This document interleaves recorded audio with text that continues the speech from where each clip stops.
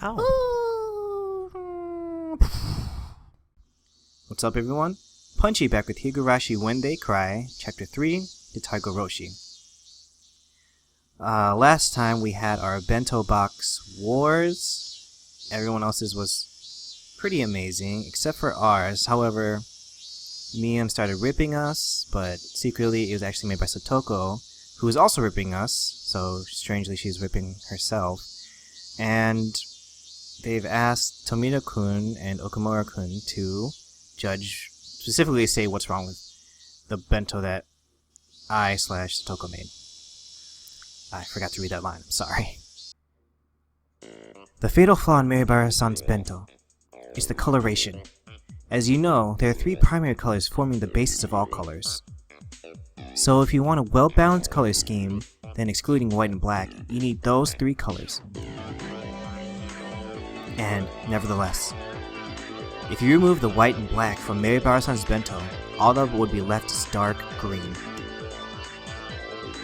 Dark green. No one will want to eat it if you describe it like that. I had forgotten. Tomino-kun and Okumura-kun had been bought out by Rika-chan and Satoko, so they were trying their hardest to let them win and make me lose, weren't they? What strong wills they have. It was charming, if only because they were working so hard despite having been bought out. Side dishes have no spirit in them either. They're all pre-packaged or canned food. In other words, out of the 3 necessary requirements for a bento, love, spirit, and taste, we can assert that Maribara-san's bento is lacking 2 of these. The classroom, convinced by the elucidation of the mystery they were thoroughly baffled with, raised mysterious groans of admiration. Coo. No heart and no spirit. It's decided, then? Punchy Maribara. This may sound cold, but if you realize how much fun cooking is because of all this, Punchy-kun, isn't that enough? Enough? In any case, everything is fine as long as I'm not doing the punishment game. Ren was giving a dry smile as well. Oh ho ho ho. It's been settled, Punchy-san. You're going to be the one doing the punishment game. Oh ho ho ho ho. She left in such a vile manner, but she did look like she would meant it. I knew that Satoko was speaking ill of a bento that she'd practically made herself in front of the whole classroom, and I could tell how painful that laughter was. Okumura-kun said before that this bento lacked spirit, but among all the bento laid out here today, there wasn't a single one with as much spirit as this one. This meal that she made for me yesterday in such a good mood, though it looked like she was in a bad one, I won't let it end with this slander. Protect her, Punchy. Well then, last place, Punchy-san? Please admit your honest defeat already. Could you wait just a moment? When I began to speak in a low voice, the expressions of all the members of the club changed. Mian clicked her tongue. This man was baring his fangs at the last moment again. My bento was defeated because it lacked spirit. That's how you explained it. Am I wrong, Okumura-kun?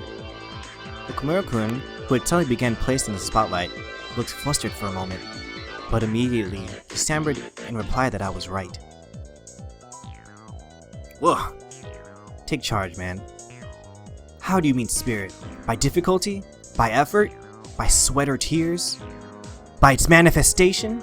Then, how would you rate these burns that are still on my hands? Wow, Punchy-kun, those are oil burns?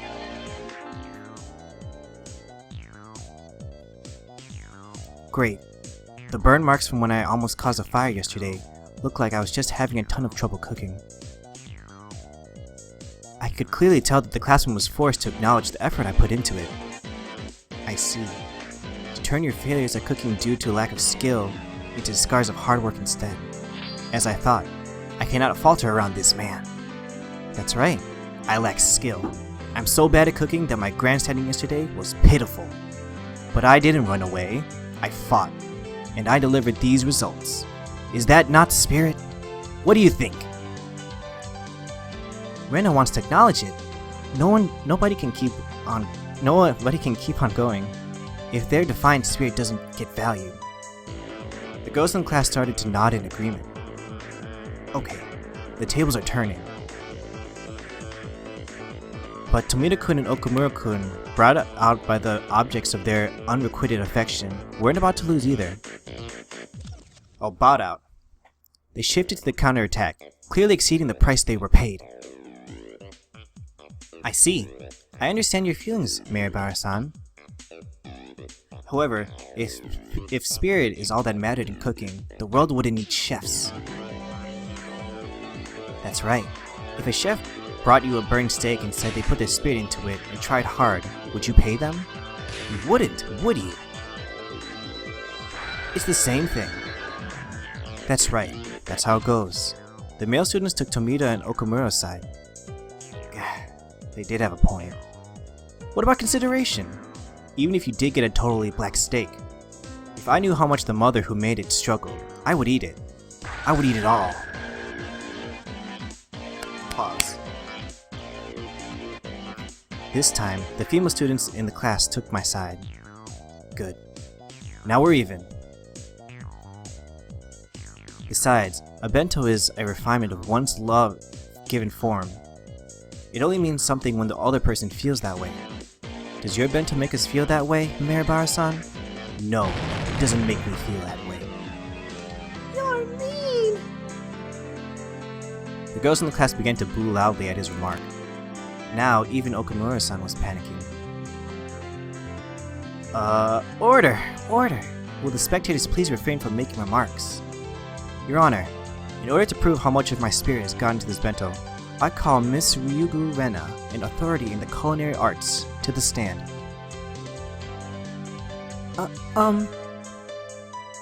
Rena thinks that this bento has spirit in it. It might be rather artless in places. But I think cooking isn't just about outward appearances. The girls in the class, again, gave cries of support as they all applauded. In response, all the men in the class began to boo. Your Honor, the opinions of Maribara-san and Ryugu-san are extremely sentimental and aren't in following with common sense. They are unsuitable to use as evidence. Order! Order! The prosecution's objection is sustained. Go ahead. Let's replace the bento in question with a birthday present, for example. Let's say on my birthday, I, Tomita, received a hand-knitted sweater, and he, Okumura, received a bookstore gift certificate for 10,000 yen. That felt strangely real. Was it actually just an example? Common sense dictates which one of them has the spirit. It is, of course, the hand-knitted sweater. If you went back to the bento, this would be handmade side dishes. And the gift certificate, which is nothing more than money, allows you to buy things. In other words, it's the same as simple, meaningless canned goods. The boys and girls all began to argue amongst themselves about presents. They were all talking about what they received as presents in the past. Damn. Tomita-kun, he changed the subject to something that could easily grab everyone's attention. Not bad. I'll lose the initiative at this rate. Objection! This matter regards the spirit put into the bento. It is entirely different from birthday presents, as they are each unique situations. Overruled. Will the prosecution please continue? Damn. Now then, what's important here is the fact that the spirit of the giver and the spirit of the receiver are totally different. Between the handmade sweater that looks a little bit askew and the 10,000 yen bookstore gift certificate placed here before your very eyes, which would you say is a better choice? The gift certificate, right? It's 10,000 yen, 10,000! Can you calculate how many comic books? Oh, it's like everyone arguing in the crowd. You could instantly complete a full collection if it was around 10 volumes long. Dozens of happy, humorous, slightly perverted manga. The bliss of your soothed heart can't be... Whoa, what? Disappeared. The bliss of your soothed heart can't be compared to this sweater. The boys unanimously praised with applause. materialistic brats. Ugh. But all guys that age are like that.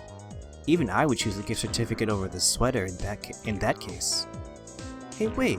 Weren't you guys the ones who said it was about love and spirit and taste right at the start? Since when did taste trump all? That's the stance they were taking now. I believe this has demonstrated the spirit of the giver and the spirit of the receiver have no casual relationship.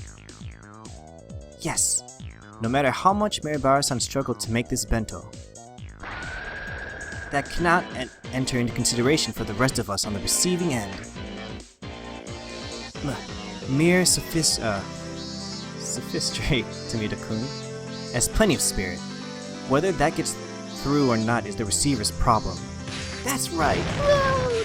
Taste is important! Enemy of woman! It's getting out of hand. What was that, ugly? Jesus. Now the courtroom is in chaos. But I can't allow myself to lose. And not only to avoid the punishment game, but also to protect Sotoko's honor. Now then, do the defendants have a response to give? Slowly and strongly, I nod and step up to the dais. Tomita-kun, Okamura-kun, do you two really think you could beat me with mere words? No, they can't, Punchy. Show 'em. The prosecution just said that we should value the gift without basing it on the spirit of the giver. Correct? At some point, I began to speak formally. Yes, that's right. No matter how much you labored to make that bento, the labor should not factor into our grading. And I have a question for the prosecution. If I, Mirabara, were to take the bento I made for today and place it beside one bought from the store, would both of these be given the same score? Prosecution hesitated to speak. Got you. Got your ass! That's right. A convenience store bento doesn't even come close to a handmade one. No matter how badly made it is, it has far more spirit than a bento that you just bought or would ever have. You see, the spirit is being graded. Meaning the spirit the cook put into the bento has already reached the recipients. Admitted! It's going all Phoenix attorney on us. Boom! With those impactful words drawn in the air behind me, I pointed my finger. The girls, led by Rena, broke into applause. Some of the boys were admitting it too. I'll admit it. You admitted it? You admitted it, right? Then let's move to why a convenience store bento has no spirit in it. What exactly is the spirit in a bento in the first place? Objection! Mirabara-san is trying to deceive the court by using abstract expressions. Objection overruled. This sounds interesting, so listen until he's done. Got them. Now, I'll show you the difference between us. Your Honor, I like to call Miss Rika Fuda to the stand as a witness. Meep. Even for Rika-chan, that must have seemed like a bolt from the blue. There's no doubt that she never dreamed the point of my spear would be aiming at her. But Rika-chan, you said it before, for this showdown, it doesn't matter. Rika Fuda-san, your bento today was very well made. It looks very delicious. Me? Yes. Sotoko and Rika-chan's bento had been made of half of Tomita-kun's and Okamura's. The prosecutor's face was turned pale, but they were too late. Rena, would you bring Okamura's bento over here? Huh? Okay, sure. Your Honor, my bento has no relevance in this case. Overruled. Your Honor, I submit Okamura-kun's bento as evidence. Look at it. Look at what's inside. There's only half in there. It's not about whether there's half, please. Look a little. Oh, it's not about whether there's half. Please, look a little more closely. See? Ah? They're exactly the same! Your Honor, you've seen it. Miss Rika Furuda's bento is stolen from Okamura-kun's. There's no way such a thing could have spirit in it. No, but that's... just a coincidence. It's already obvious. Spirit. It's a game of catch between the giver and the receiver. The bento box, then, is the ball. That bento was something Okumura-kun was given, from mother to son. That means Okumura-kun is the only one who can feel the spirit from this bento box. Now that it's been distributed and been stolen, it no longer has that spirit. Dun dun dun! Yay, they did it! Huh? What? Is that true? Rika-chan, is that true? Nipa. What a weird catchphrase. It is our catchphrase, you guys are saying?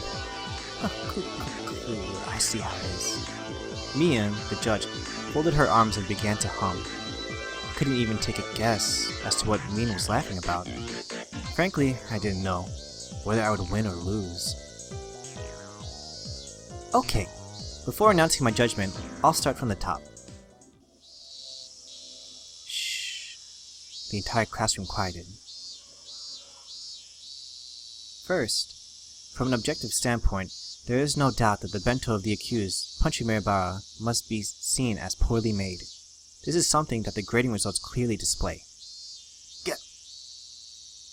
But, as Punchy-chan said, cooking is not all about taste. The spirit put into it should be considered subtle seasoning.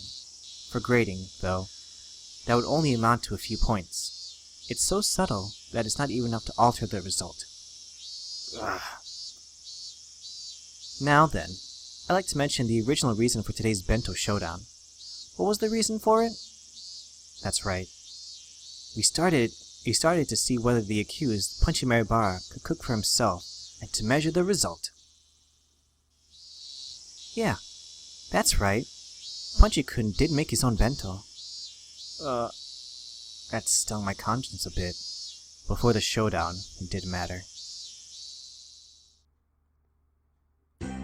So the whole basis behind this showdown was to cook a meal for yourself. In other words, whether or not the meal was homemade.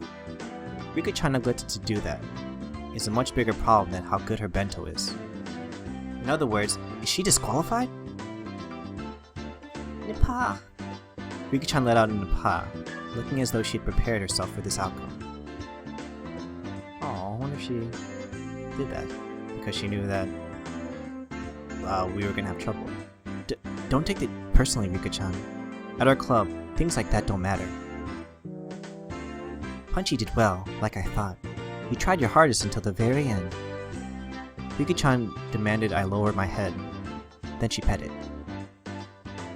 With that over with, the case is done. Today, last place goes to Rika Furude. Whoa! Crazy! That miraculous turnaround. And last place went to Rika-chan, the one everyone had least expected. The whole classroom went wild. I'm amazed you managed to avoid coming in last place with such a terrible bento. Stuka looked at me hatefully, but spoke in a vague kind of voice. There's no way I'd come in last.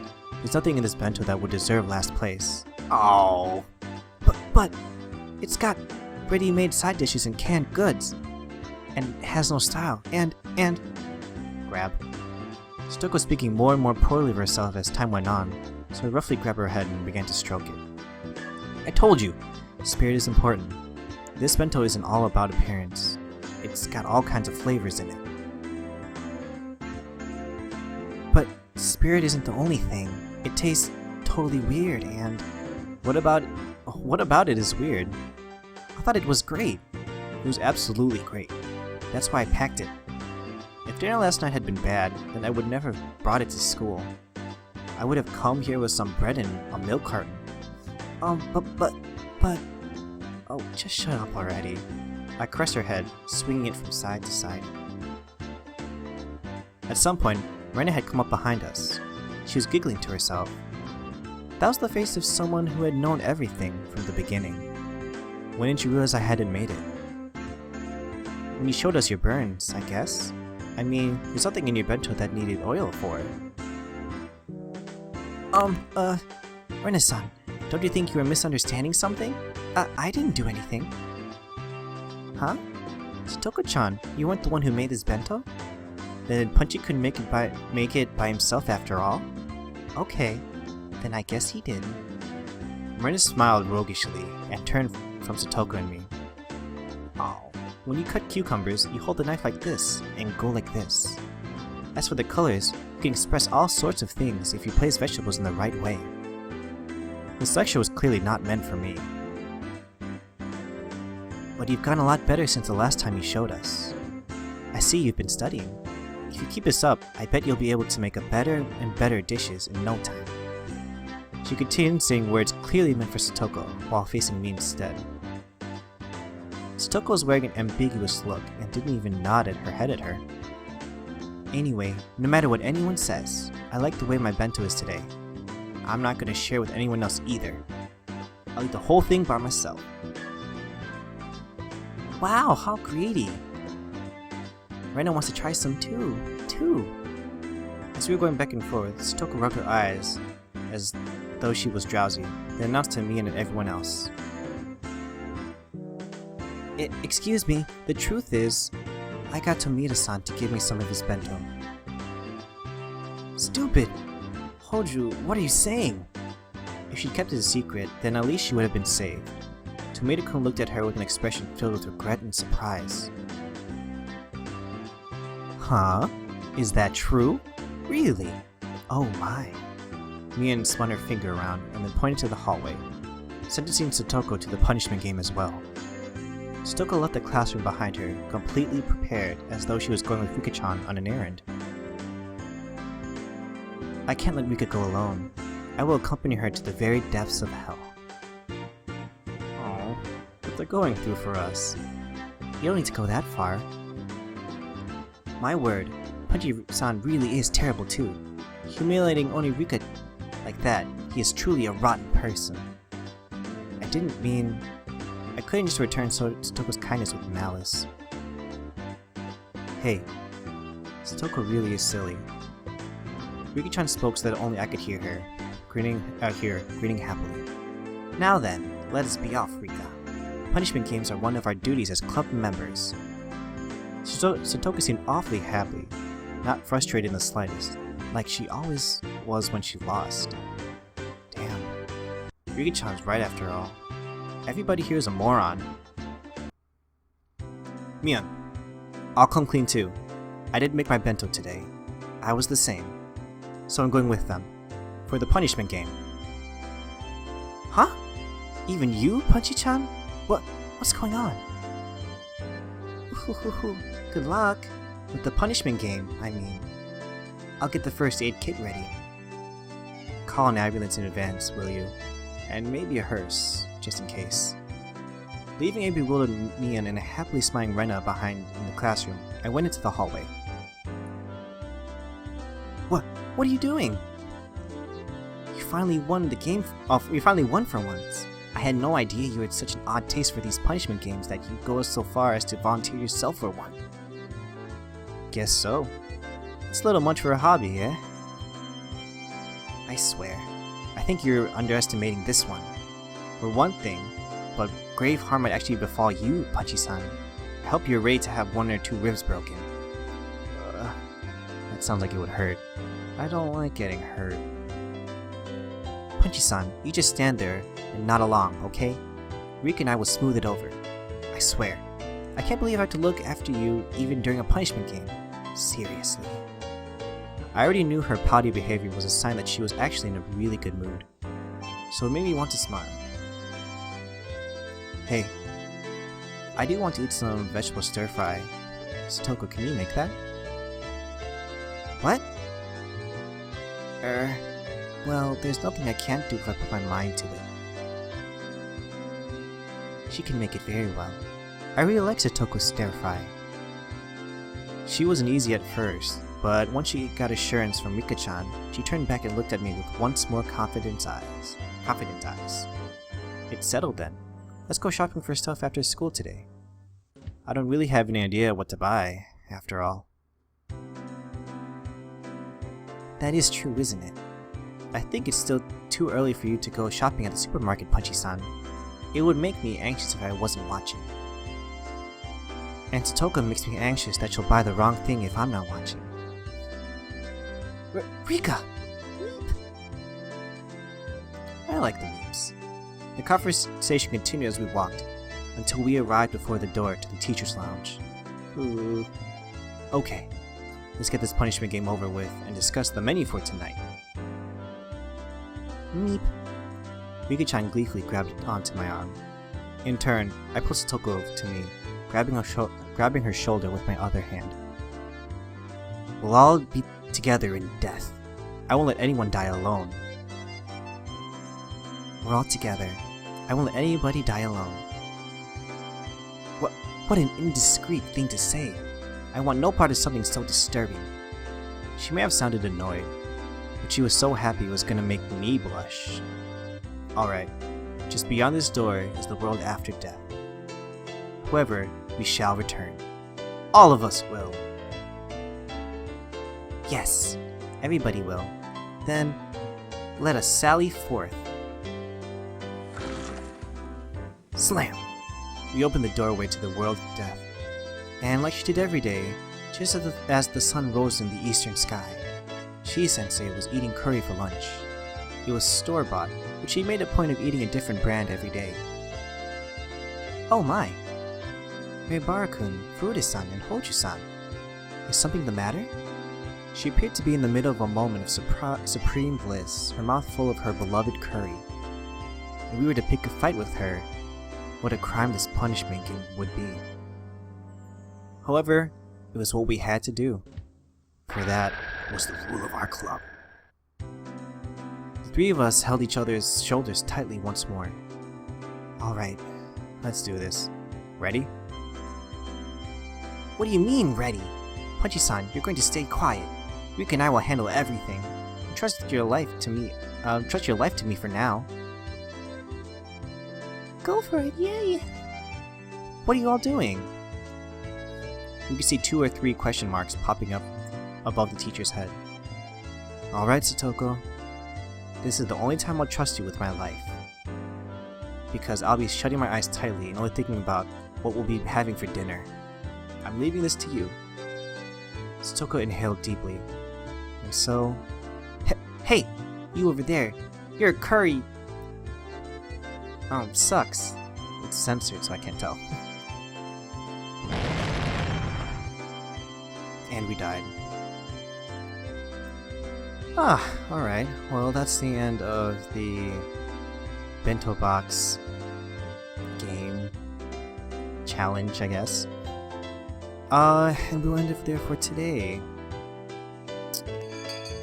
It's still the calm Higurashi that comes before all the shitstorm of murders and mystery and everything. But like I said before, I'm enjoying it because of how messed up the last one got. So it's a good peaceful time. Anyway, thanks for watching, guys. Please like and subscribe, and I'll see you next time. Bye bye.